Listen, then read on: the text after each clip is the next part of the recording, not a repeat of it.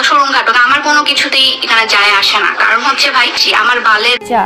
অবশেষে তনিকে নোংরা ভাষায় গালাগালি দিল উদ্যোক্তা নওরিন আফরোজ পিয়া। তিনি তার যা হিসাবে মানেই না তনিকে, কারণ তনির চরিত্র খারাপ। একের পর এক তাকে নিয়ে বিভ্রান্তকর মন্তব্য তুলছে তার স্বামী থেকে অনেকেই।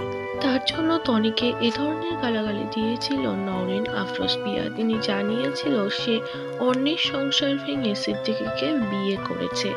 অবশেষে তনির কাছে ক্ষমা চাইতে হলো তার।